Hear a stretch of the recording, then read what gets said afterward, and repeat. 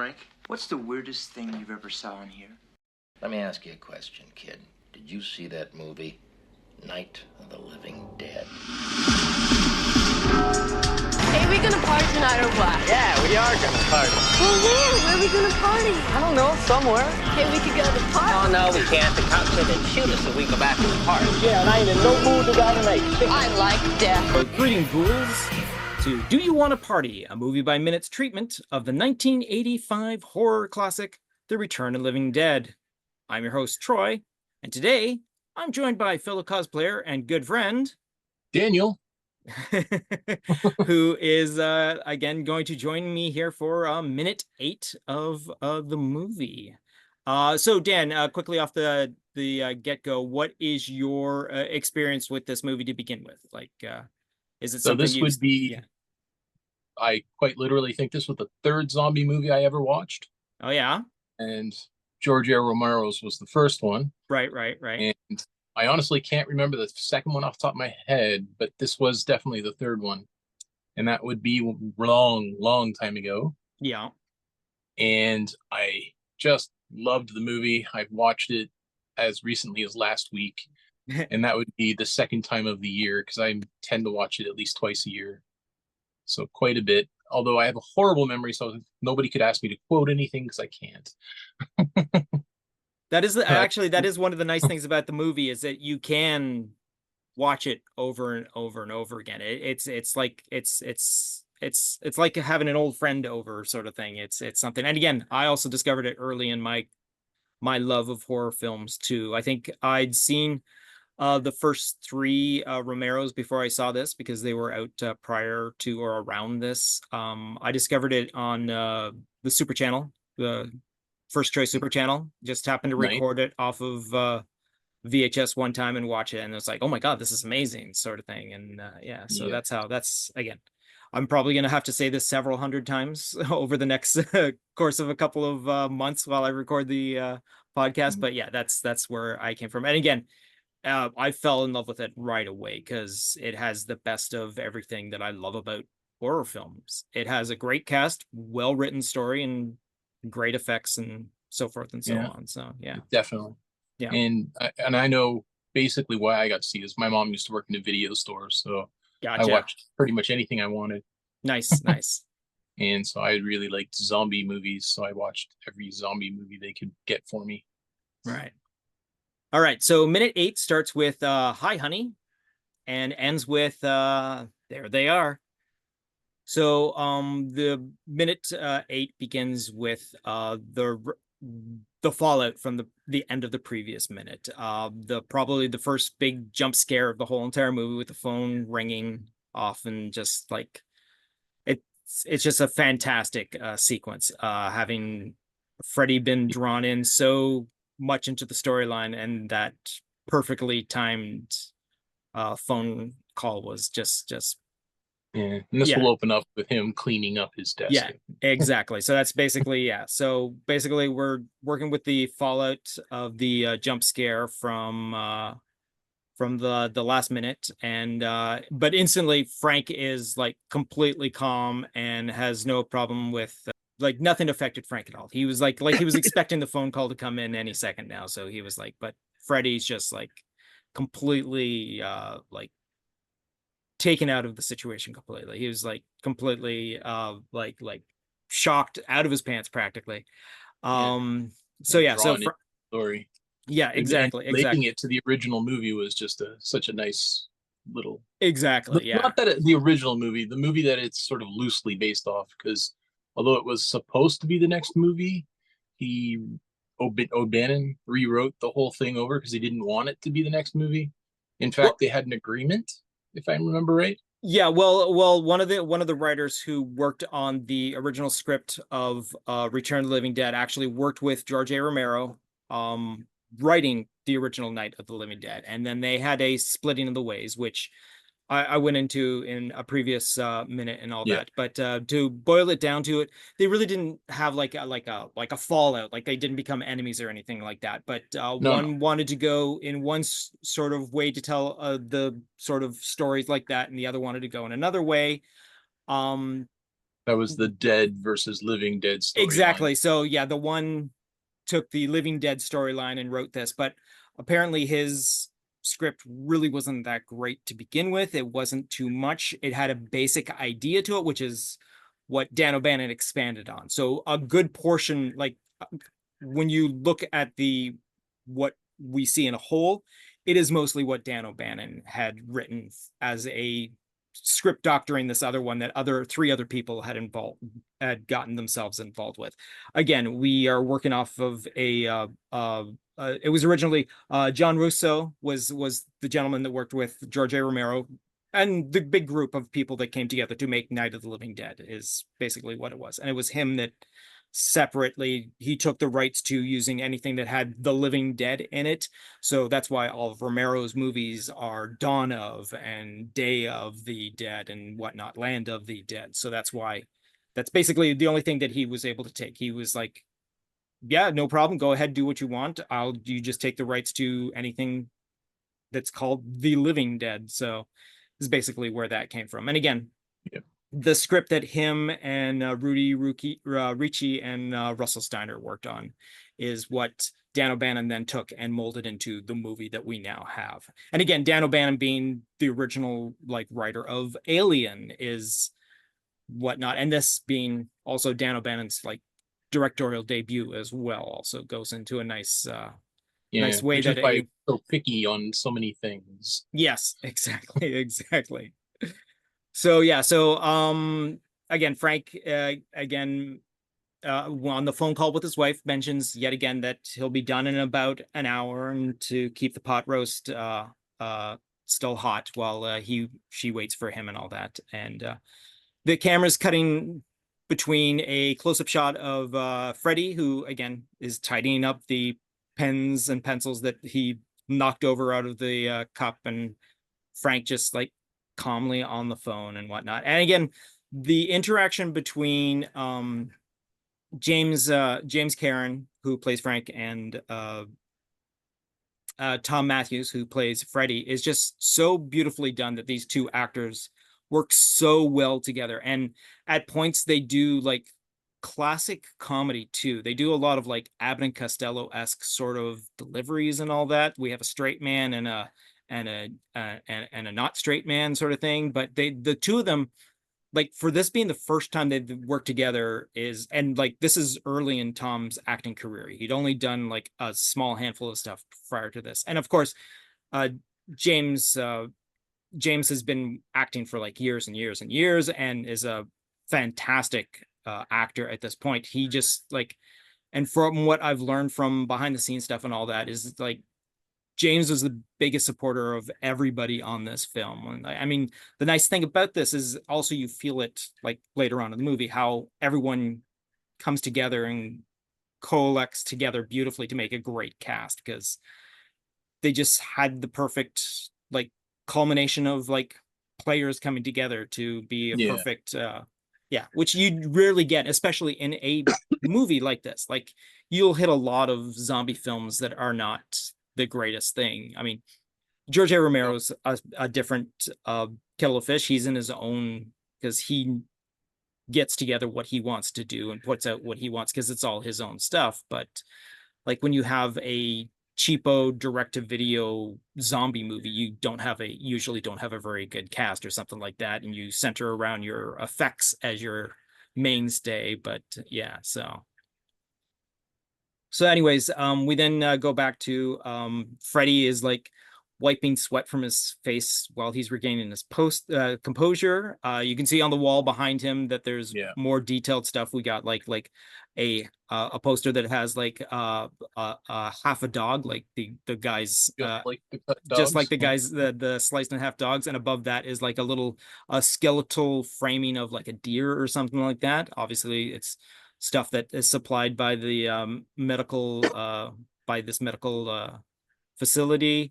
And after Frank finally hangs up the phone, he notices that Fred's still disturbed by what has just gone on, and then he just turns it on so much. Face is so the perfect. Look on his face is especially sly. when yeah, exactly. He looks like he's like, oh yeah, this kid, I've got this kid on the line. We're good here. And just the smirk on his face when he asks if he wants to see him, and his eyes doing Oh, just a fantastic reaction. It's yeah.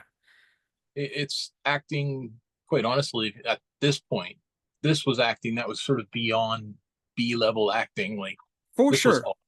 This is yeah, this is beyond this type of movie acting. And again, it's James Cameron. It's a fantastic a veteran actor and all that has done all sorts of different acting, everything along the stream, including horror films as well, because he recently appeared in Poltergeist as well.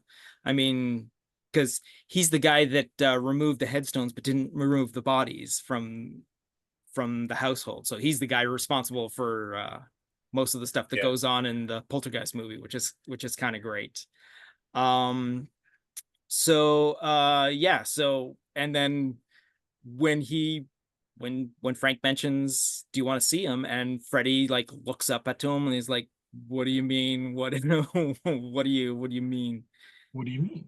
And then the mugging face of the the corpses. And yeah, Frank's face is just hilarious. The eye roll with the tongue hanging out of the mouth sort of thing is just so good. Yeah. And then the smile that appears back on Fred's face is just so good. His ear piercing was kind of a funny story, because he pierced his ear because it was in the script.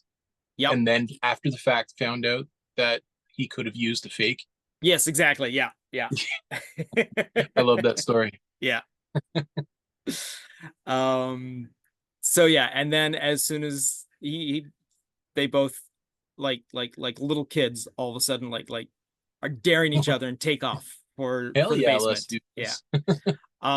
Now of course this is the basement steps, where we actually haven't seen we've seen the outside of the door, but this is from the inside. And it's a very tiny room in the basement of this actual building, which the actual building itself was basically bare. It was just bare walls, and they had to build everything inside of it.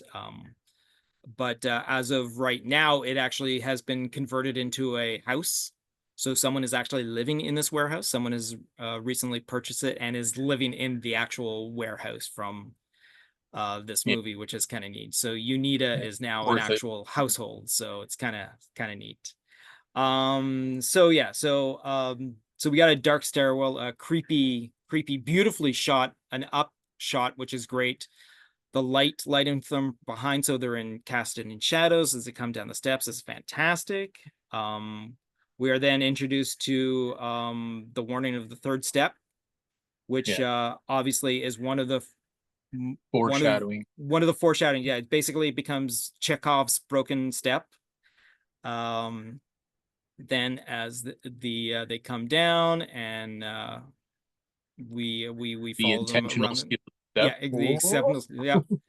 We come around the corner, and as we just turn on the lights before the camera slides over to the other side of this tiny little room,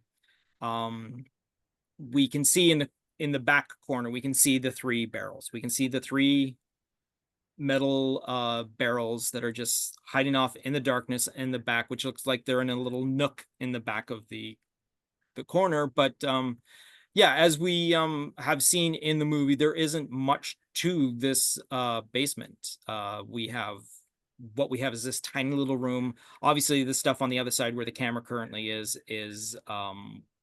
has the little metal storage container that comes into play a little later on. But we also have Chekhov's hanging chain and hook as well that is involved in this. So we have like a little heater in the one little bottom corner here. We have some like tarps all over the place, some tubing, some actual metal bins. There's wooden boxes and crates all over the place. There's this fallen, which looks like a movie poster in the background. We have all this electrical tubing all over the place. But what's kind of nice is this little tile section above the little nook where the where the Easter eggs, as they're referred to later Yeah. on, It's are kind hiding. of like it's kind of behind the stairs. Yeah, it's sort of behind to and the under left the where they come stairs. down the stairs. It's to the left Exactly. behind Yeah. it.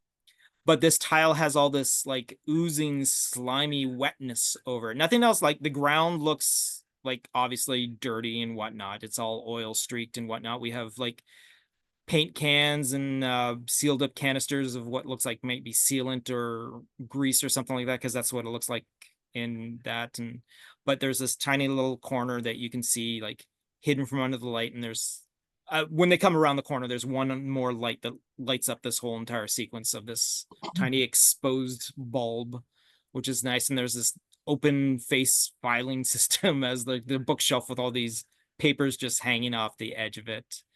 So and then like Frank basically invites Freddy into the rest of the room, and the camera switches around to be hiding in the little nook because it's basically all that the camera can do is fit in this little room. And yeah, exactly. So they yeah. push the bins a little forward so they can slide in. Yeah, exactly. They come out a little into the light than they were previously. But yeah, so so Frank just slaps Freddy on the back and points out the bins, and after moving, like I said, another of Chekhov's items out of the way, the hanging chains and hooks, they head towards the containers tucked inside this nook at the back of the basement, and that's where this particular movie minute ends, and that's as far as we can progress in this particular minute. So if we just walk right up to it, we basically just loop back to it, and that's about it. So I mean, not much happens in the movie, but so much happens in this movie. I mean, it was an incredible lead up to what's about to happen to us. I love the next scene as well. Exactly. Yeah. The setup, I mean, now the movie is on, we're like basically you just got the lap bar put down in front of you on the roller coaster, and you're about to head up the first incline of the ride in this next minute, which is kind of neat, because from this point on, it really does not let. I take that back. Just after the opening credits, there's the little lull of a little more backstory when we go into the military section of the. But once we get back to the warehouse, the movie is like nonstop from that minute on. So yeah, so that's it for the minute. The next sequence we usually do is according to the script. And again, it's The Return of the Living Dead, story and screenplay by Dan O'Bannon. This is the revision. The version that we have available to us is the revision from October of 1983. And again, it's based on the story and screenplay by John Russo, Rudy Ritchie, and Russell Steiner. Now, a lot of the bits and pieces from previous minutes have been extra lines and whatnot, but not much changes between the script and the screen. Also, I've just recently discovered that while there was a final script, having Dan O'Bannon being both the director and the writer of the final script, a lot of the stuff when they were shooting, they would tweak what was in the script. So tiny little words and little phrases either get rearranged or like swapped out. Like for an example, the difference between the third step in the movie being referred to as a bitch, whereas in the script, its sexual orientation is originally male and is referred to as a bastard. So it's just however delivery is. A lot of this seems to be from at least the very beginning of the movie. It seems to be a lot of what James Karen has been saying. James Karen is the one that alters what is, and I think for the best, because I mean he's the most experienced at doing this sort of thing. Reasons, because whatever was coming out was what felt natural. Exactly. And the nice thing is, Tom Matthews plays along with it perfectly. You don't see him like stumbling. It doesn't look like he's stumbling over the lines. He naturally flows along with it, which is great. And again, another why chosen. Exactly. The two of them just blew Dan O'Bannon away, who wanted to play, the what's his name? The Frank part. He wanted to play Frank. Yes. Yeah, and when James came in, now you've got this. Exactly. Yeah. And one of the other changes there could also be practical reasons why there was differences and all that. The script calls for a dozen big metal drums, whereas in the movie there's only 3. Sorry, half a dozen big metal drums. Where there's only 3 metal drums in the final film, whether it's because of time or budget restrictions, which again, this is only a $4 million movie. And in 1984, that's quite a hefty budget for a low budget movie sort of thing, which is kind of nice. But not enough for anything huge. Exactly. So the again, smaller half dog instead of the big half dog. Yeah, exactly. Yeah. So whether it's because of timing or budget restrictions, or quite simply seeing only the one was going to be open, that 3 was satisfactory for what they needed. So that could be whatever is more likely. I think they had it down to space, was what I recall. Yeah, exactly. It's pretty much yeah. They basically, the script is okay, and then you get the location, and it's like, well, if we had 6 of them sitting in the back corner, that would take up a good portion of that. So that's, again, like you said, it's more than likely just a situation where they find themselves. So basically that's about it for the difference in the script. Like, pretty much it flows pretty much exactly as it does in the movie. Again, just those slight little changes, as in a word here, like I said, and either the amount that was originally conceived. Because again, the script gets written before you get a location, and then once you start building stuff, you're dealing with what you're dealing with. So over on the commentary track with director and writer Dan O'Bannon and producer-designer William Stout. Dan O'Bannon continues the conversation about Tom Matthews and his ear stud. And like Dan had pointed out earlier in the episode, Dan O'Bannon told him that he didn't need to do it and that they could have just glued it on. He mentions the fact about Tom being a method actor. At that point, William Stout mentions that when he was playing the bum with the kids in the earlier scene, that he stayed in character all day, and that it unsettled crew members. With that, Dan O'Bannon that is, admits that this being his first official directorial debut, and he was so focused on that he ended up missing things like what William Stout had just brought up. Upon the reveal of the basement area, Dan O'Bannon points out that it's a set, but that it doesn't go into a cellar. But it's built from the ground floor, and the stairs lead up to the ceiling, and there's just, at that point, a platform. William Stout then adds about the concrete walls not actually being concrete, and when in the movie Freddy sees the canisters, Dan O'Bannon puts a note on the occasion by saying, ominously, the thing in the tank. Let's just talk about your love of horror films and where that came from to begin with, Dan. Yeah. So what makes that funny is I don't like horror movies. Not really, no? I don't watch hardly anything that'll make me jump scare. Okay. But for some reason, zombies has never scared me.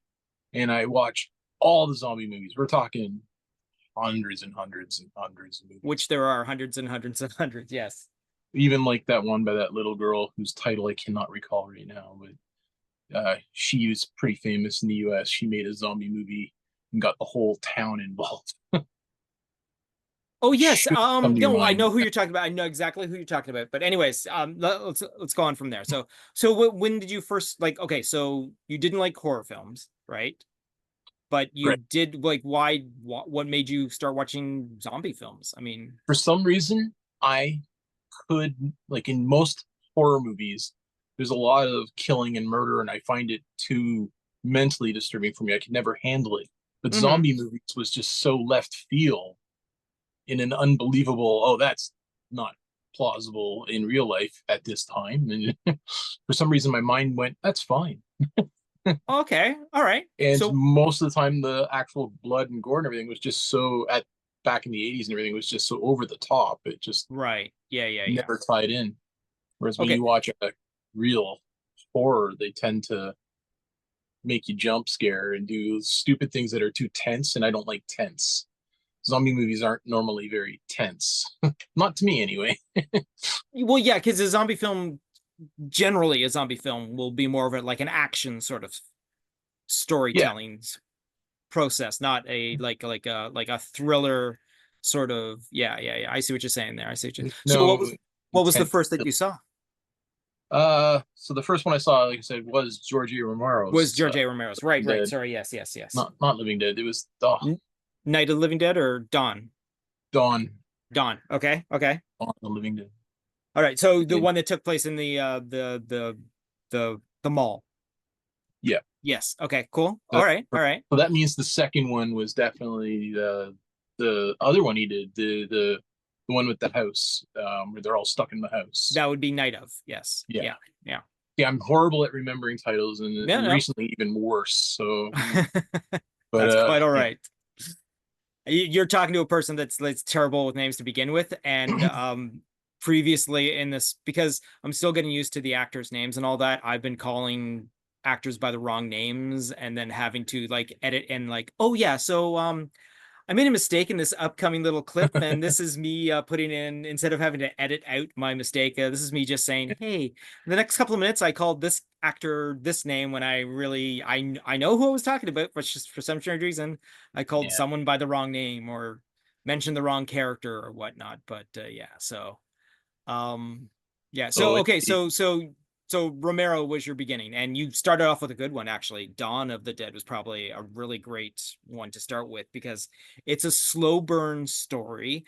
Again, it's not too suspenseful, and it's very character driven, which is a lot of which is a lot of what Romero does. His is all character driven. The zombies are never the main thing. They're just part of the story. They're just like background and all that. It didn't terrify my mind waiting for that I'm gonna be now, no, not yet, now, no, not yet, you know. that sometimes it's exhausting watching a scary movie that just like Chainsaw Massacre would just totally throw me for some reason, even though I know it's completely fake and everything. It's just it doesn't sit well with me. And totally, one of the movies where I had to excuse myself, understandable, somebody eating a brain or something in the end of the movie. I made it so far. So generally just zombie movies is what you, which goes to the fact that like you're a cosplayer, I'm a cosplayer, a bunch of the people I get involved with this podcast are cosplayers as well. One of the easiest things to do is like a zombie makeup. I mean, you can go from just basically like your bare bones black and white Romero zombie, which is just a little bit of sunken eyes and all that sort of thing, and just stumbling around in disheveled clothes, up into full gore, which I have done myself, and the overdone makeup and whatnot. Non-talking to talking to exactly. I mean, they're always fun. Slowly. They're always fun to portray because because we've even done some. We've done tons together. We've done tons together. We've done tons of different promo. What was the video game that we did? With the helicopter? Oh my god, I really should. You know what? I'll probably. Hey, we gonna party tonight or what? Yeah, we are gonna party. Well, where are we gonna party? I don't know, somewhere. Hey, we could go to the park. Oh no, we can't. The cops are gonna shoot us if we go back to the park. Yeah, and I ain't in no mood to go tonight. I like death. Which we were the only ones who did like the video game where they had glowing blue eyes. Yeah, and we did like more military setup. Everyone else was just zombies. Which is what they wanted. Which is they just wanted zombies and all that. We just happened to go the extra mile by being actual themed zombies to this particular thing. But it's always fun getting done up. So what are some of your favorite zombie films then? If all you watch is zombie films, what are some of your favorites? So my favorite one is actually called Undead, the Australian movie from 2003.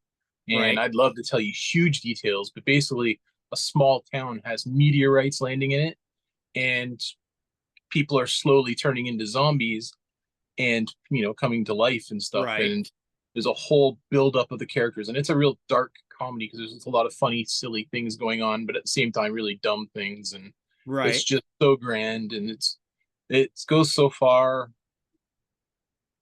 out there. And I love the open ending that never gets continued on. At least I am unaware of it being continued on at this time.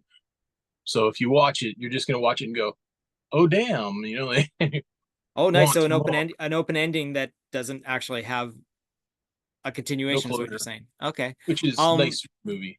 The nice thing is also, like, just speaking as a general horror coming out of Australia, a lot of the really good Australians have a lot of dark humor in them, which is kind of something about the Australian temperament about making horror films. Well, they do two extremes, right? So they do awesome horror, Yeah. but they also do awesome kid shows, which I think is really Yes. Yeah, I know. Yeah, it is a little. Yeah.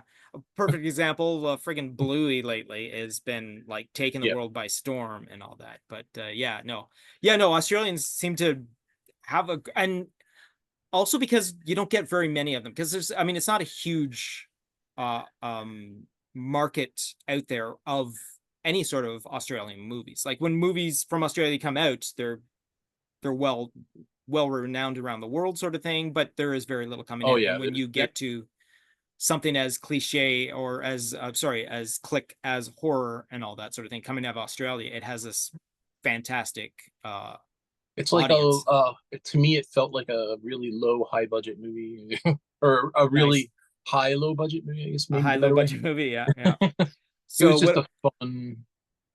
No, that's good to know. Yeah. But so movie. what else have you enjoyed watching besides, I mean, obviously Return of the Living Dead, as you said, you've watched several times. Even the remake was good for those. And the Night of the Living Dead, or the Night of the Living Dead. Yeah, the Tom Savini 1980 version of it. Yes, one of my favorite of all remakes. That is probably my favorite remake, because first of all, not only is it so completely loyal to the original story, the twist that it puts into it is earned. It's not like a schlock sort of like, oh, let's just like it did a cater really good sort of thing. Tension builder to me. Yes, exactly. More than the original. More than the original. Yeah, People had the same everything, but they had more tension of things going wrong, so to speak. Yeah. Well, I think also, again, the difference between a shoestring budget that you were throwing together with just like whatever to a Tom Savini directed and written remake with a fantastic cast as well. I mean, yeah, so it was no, that's one of my favorites as well, like along with obviously the original Romero's, yes, that remake. But that movie's been remade so many times, like Night of the Living Dead, there's at least 7 or 8 versions of it, and like I think 5 of them actually followed that storyline to begin with. Well, even the Simpsons kind of did a play the on Simpsons it. did it too. Yeah, exactly. I've seen a couple of Night of the Living Dead movies that take place at the same evening. I just don't have the same impact as the ones that take place at the farmstead and all that sort of thing. Yeah. But so that's it. Zombie films is basically all you'll watch. And the TV shows, I've seen almost all of them. They've gotten ahead of me now, because I do watch a tremendous amount of movies and TV shows from other cultures and everything. Like, I hate to admit it, but I do like the Asian dramas with the historical style from China. Oh, right, yeah.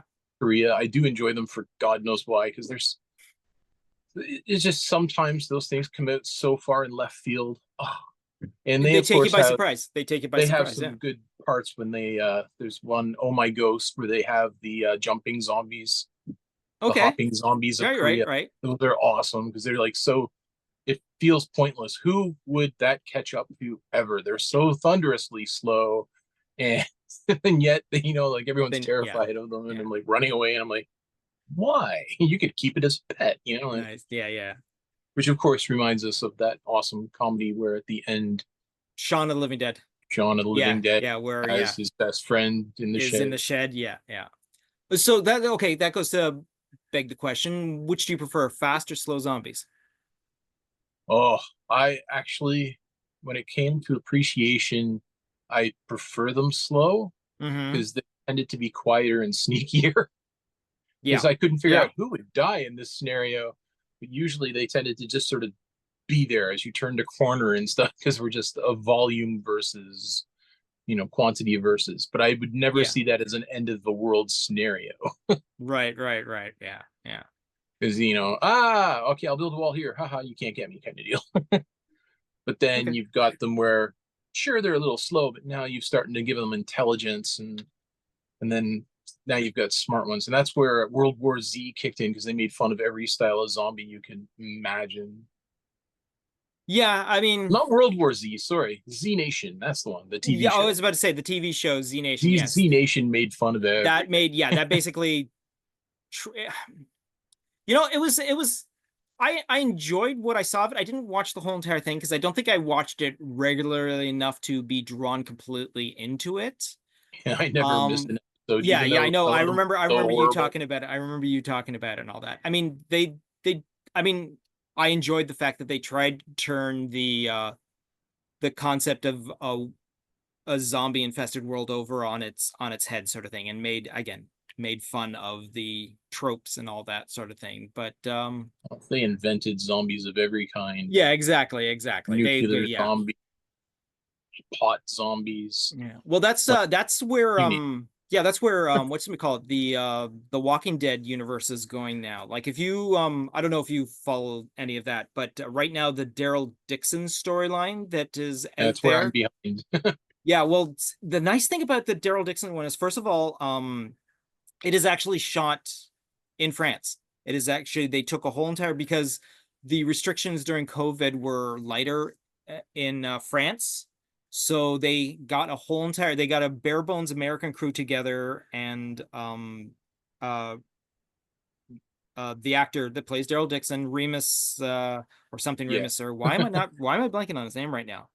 But anyways, they went over to France and they got a whole entire European crew, all whatnot, to work on all that. And it's kind of because they introduced different types of zombies because of a different environment, because they were in the South when they were dealing with the zombies they were dealing with, but now in a different section of the world, the zombies have evolved to a different form. And there's one where one type of zombie that has an acid flesh. If you touch them or they touch you, you get burnt from an acid coating over their flesh, which is kind of neat. And so when it's not done in a funny way, it feels like a jump the shark. We're trying to figure out how to keep it fresh for you. Yeah, exactly. But again, putting it in the fact that it's a new environment, it's kind of neat to not have to see the same old. I wish I could pull titles of movies, because that brings to mind that sweet, awesome movie where the planet is slowly being taken over by the plants and killing people, but some of the people survive as zombies and the plant zombie creatures. And I don't think I know that one. Oh, and then the one girl is left, and she's a teacher, and she's slowly teaching the young children zombies. Really? Mortality. It sounds like it was M. Night Shyamalan's clever. The Happening, but a step beyond that. Yeah. The ones where is that the one where titles I could shock everyone. The Happening, is that the one where the plants are trying to kill people? Yeah, I think that's what it is. Anyways, that's neither here nor there, because we're not really talking about that type of movie right now. But no, we're just going to talk about zombie movies, which this one, like I said, it completely was. Yeah. Oh yeah, no, this is I mean, this, if you want to see a zombie film, this is a zombie film to see, because it's got everything that you need from a zombie film. It's got great actors, great script, fantastic zombies. Yeah. So this one that we discussed was genius movie, and the reason it's so rewatchable. And as a kid, I'm not gonna lie, one of the things was, let's see now, it was 1984? It was released in 85. 85, right. Yeah. So that would have been beginning of high school. Yeah. 14. I was probably gratuitous nudity. Oh yeah, no, Leanna Quigley. There's a reason why Leanna Quigley has such a high following of male fans at our particular age, because we all discovered Leanna Quigley roughly around the same time, and this is definitely one of those movies that I'm not gonna not admit it, but I am definitely can't wait to start talking about the cemetery scene coming up in the next couple of minutes. That's what we're looking for. That's just one aspect that drew in young me. Yeah. Oh yeah, no, I'll definitely. But it certainly wasn't the reason. It was just a nice side effect for me. No, and again, you're watching the movie and you're like, oh damn, they did that. But that was them shooting for the R rating, I think, or something like that. Yeah, exactly. Yeah, because it ended up getting a higher rating than expected. Well, I mean, the fact that they had to change around. Well, I mean, I can get into that information later on when I get closer to it. But there was When a you whole get there. entire when Certainly I don't get want to there. spoil that. Yeah. Yeah, No, exactly. When I get there, just there's a thought that came sequence to about mind was why it was it for me, because they yeah. wanted to get punks like me. Yeah, exactly. Oh no, totally. I mean, it was that time. It was that time of making movies at the time. TNA definitely got seats in asses in the seats for sure. I mean, and we have a perfect example of that, and that is Leanna Quigley. And I mean, Yeah. I'm not going to say she built a career on doing TNA, but it basically definitely. Could you imagine if they had Freddy naked in the movie? All the I women that mean, follow the see, movie is pretty higher than they ever planned. So yeah, that's true. I bet he would have pulled in, have the two of them up there, dun, dun, dun, dun, dun, and all of a sudden the movie is loved by all forever and ever. It holds up. That's the scariest part to me. It holds up. What do you mean? The movie holds up. Oh yeah, good. No, the way it was, yeah, it was so. Not only was it well shot, it was lovingly shot as well, and as a tribute to the classic George A. Romero movies, it was fantastic. And again, yes, generations are always discovering it, and it's always it should be on the top of a lot of people's lists, that's for sure. So yeah. So it should be up there when they say Dracula. We know they're talking black and white. Yeah, and you're going to say, oh, Romero started it with this, and you're like, yeah, sure, why not? Yeah. And then the Living Dead, for sure. For sure. Man, you talk zombie movies, yeah, it's anyone, when you say, what's a good zombie movie to start with? And you go, well, you got to begin these. Yeah, for sure. Yeah. All right, so that's going to bring us to the end of this particular minute of the movie. I want to thank you, Dan, for joining me here for this chat. This is great. This worked out really well. Hopefully you had a pretty good time and all that. Yeah, anytime. Excellent. I'm more than exactly. I more than likely will tap you again to come in for future minutes. Any particular minute in the future that you'd want to besides Leanna Quigley's first shot of nudity and all that sort of thing, but anything, any particular sequence you want to rewind, replay. Yeah. Any particular movie that you want to? Off the top of my head, I kind of like the scene with the ferrets and stuff. Oh yes, they're really actually coming up really soon. Actually, okay, yeah. When they have just before they, when they bring in the yellow. I didn't want to spoil anything, so I just Yellow Man. Yeah, the Yellow Man sequence. Yes, yeah. Oh no, totally. I can totally tap you for that. That's coming up actually really soon. So yeah, I'll definitely have to. I'll put you. I will jot you in for that minute there. What was that? It's not really soon, but. Oh well, no. I mean, it's in. Well, no, because after it's about. Okay, now that I'm thinking about it, yeah, it is a little further on, but yeah, no, I could definitely get you in for that. Probably maybe something a little in between then as well. So yeah, that was always a fun. How about the dismantling of the quote ferrets as well? That would be kind of cool. Bookend anything around the ferrets is kind of fun. Exactly. Yeah. And an added thing to note, if you're listening to this episode the week it's released, the band that supplies the podcast's closing music, Night Chill, will be performing Tuesday, August 27th in the year 2024. You listen to this anytime after that date or well beyond that time. It's obviously this is not going to apply to you, but they are going to be performing at the Bovine Sex Club, located at 542 Queen Street, West Toronto, Ontario. If you are able to, do yourself a favor and you can go see them dead on stage. All right, that sounds like fun. I want to thank everyone for joining us for this particular episode.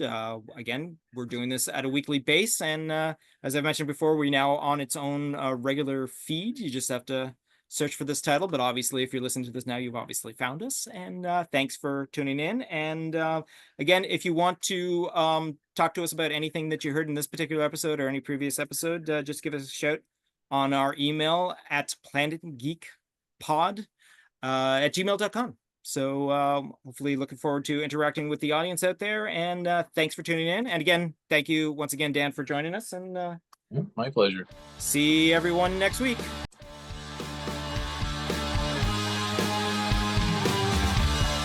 You've just been listening to a Planet Geek production of Do You Want a Party? A Movies by Minute podcast of the 1985 The Return of the Living Dead. Please be sure to subscribe, download, comment, share, rate, and review. Be sure to follow us on our social media platforms: Facebook, YouTube, TikTok, Tumblr, or Letterboxd. Search for Planet Geek Productions. X, former Twitter, Instagram, and Blue Sky, search for planetgeekpod. Or send us an email to planetgeekpod@gmail.com. Our closing music is provided by Night Chill. See the show notes for more details. Once again, thanks for tuning in, and farewell, fiends.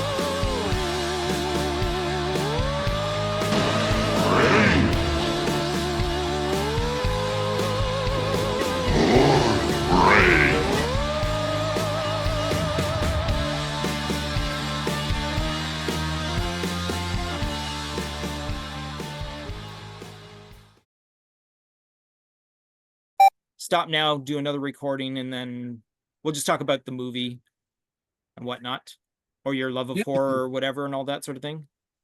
Well, I can't say I like horror. That would be a complete lie. No, I 'Cause know, I but don't watch much horror. I Yeah. watch zombie movies. you know what? Okay, we could do that. Actually, you know what? Let's stop this and come back, and then we'll start again. I'll ask about your love of horror, and then you can bring up that you don't like horror, you like zombies. Well, Did you I mean, cover the part where Dan O'Bannon does it get mentioned how a few months after the release, they actually stopped the shipping of skeletons from India? No, And- Dan O'Bannon in the commentary track, must have actually, Dan mentioned it. Dan O'Bannon actually brings up it in the commentary track, and I found it in Yeah. my own research. So that, like, okay, Did you ever well, see the extra film with the extra 26 minutes?